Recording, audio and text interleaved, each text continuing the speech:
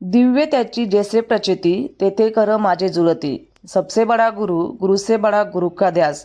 ह्या गुरुप्रणीत सेवा मार्गाच्या तत्वानुसार समर्थ सेवकांना आपल्या नित्य जीवनात अनेक अनुभूती येत असतात. आम्हालाही अनेक वेळा विविध अनुभूती आल्या आहेत.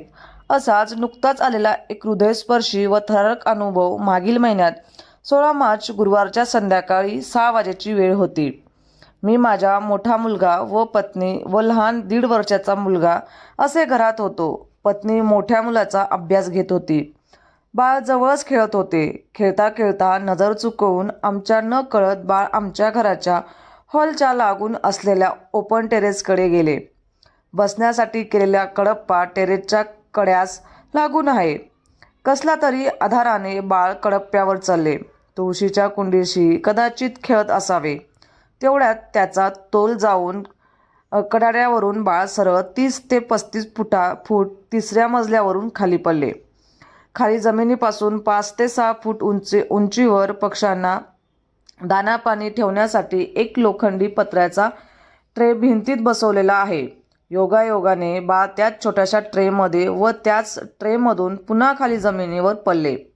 खालील सदनिकेत सलाईन व्यावसायिकांचा गाळा आहे.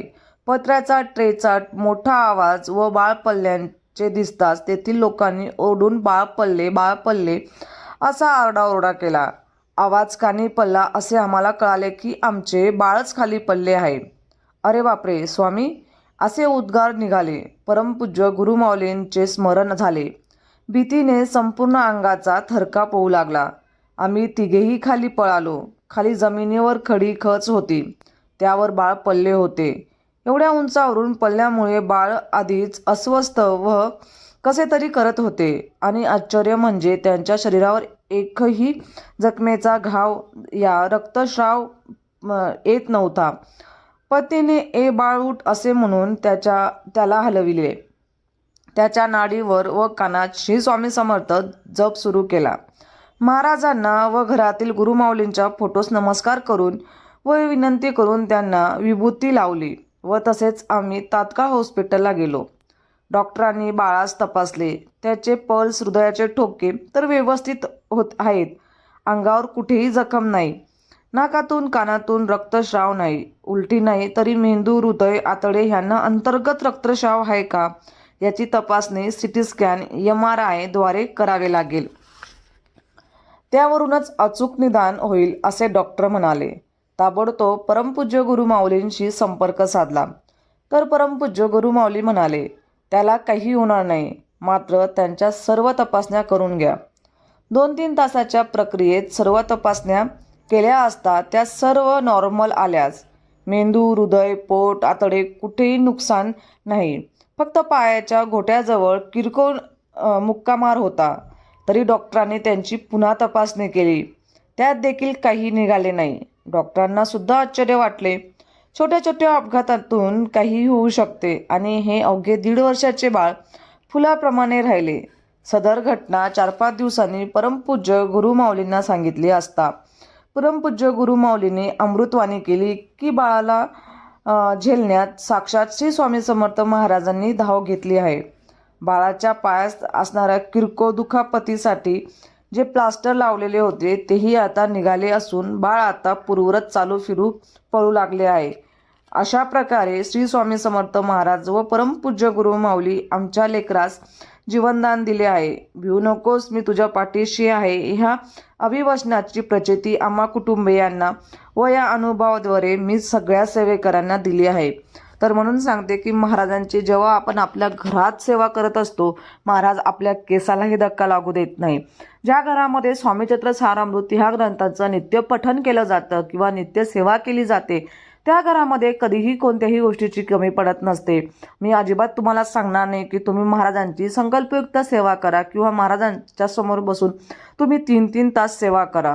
हा अनुभव शेअर करण्याचं एवढंच होतं की यातून आपल्याला नित्यसेवा महाराजांची करायची आहे. तुम्ही स्वामीचरित्र सारामृत ह्या ग्रंथाचे क्रमशः 3 अध्याय तुम्हाला पठण करायचे आहे. स्वामीचरित्र सारामृत हा ग्रंथ इतका पवित्र ग्रंथ आहे की तुमचं आयुष्य बदलून टाकेल. तुम्हाला अनुभव भरपूर येतील आणि महाराजांची सेवा करत असताना तुम्हाला कधीही काही होणार नाही हे तर नक्कीच तितकी शाश्वती मी तुम्हाला देऊ शकते.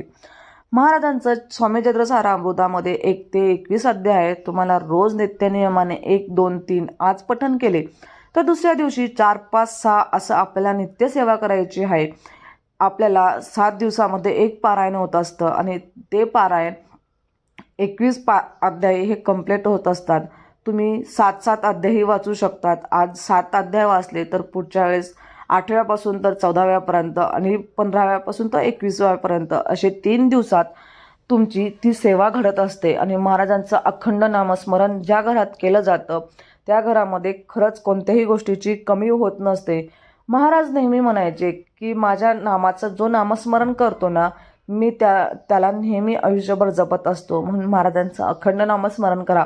महाराजांच्या घरामध्ये ज्या घरात नित्यनियमाने 3 स्वामी चरित्र सारामृत ह्या ग्रंथाचं पठण केलं जातं आणि 11 माळ जप केले जाते त्या घरामध्ये त्यांचं आयुष्य खूप छान होत असतं आणि आयुष्य नक्कीच बदलत असतं. म्हणून तुम्हाला कळकळीने सांगते की महाराजांच्या घरामध्ये फोटो आणा. मूर्ती असेल तर अतिउत्तम, फोटो असेल तरी महाराजांचा फोटो. स्वामी चरित्र सारामृत हा ग्रंथ तुम्ही नक्कीच आवर्जून पठण करू शकतात. महाराजांच्या सेवेला किंवा नामस्मरणाला काहीही बंधन नाही. तुम्ही उठता बसता कधीही कुठेही कोणत्याही वेळेस महाराजांचं अखंड नामस्मरण करू शकता. स्वामी चरित्र सारामृत जर तुम्ही ग्रंथ वाचत असणार त्यालाही तुम्ही रोज नित्यसेवेत नक्कीच आवर्जून पठण करा. महाराजांची सेवा करा. महाराजांच्या मार्गात या आणि महाराजांच्या मार्गात आल्यानंतर आपल्याला खूप खूप छान अनुभव येत असतात आणि महाराजांची पदोपदी प्रचितीही घडत असते. महाराजांपुढे 2-2, 3-3 तास बसून सेवा करण्यात तितकं महत्त्व नाही, पण तुम्हाला फक्त 5 किंवा 10 मिनटं, जास्तीत जास्त 15 मिनटं, 24 तासामधनं तुम्हाला फक्त महाराजांची 15 मिनटं सेवा करायची आहे. तुमचं आयुष्य बदलून जाईल आणि आवर्जून तुम्ही नित्यसेवा नक्कीच सुरू करू शकतात. आजपासूनही करू शकतात. तर आजचा अनुभव आणि आजचा व्हिडिओ स्वामी महाराजांच्या चरणी रुजू करते आणि आजचा व्हिडिओ इथंच संपवते. व्हिडिओ आवडला असेल तर लाईक, शेअर, सबस्क्राईब करायला अजिबात विसरू नका.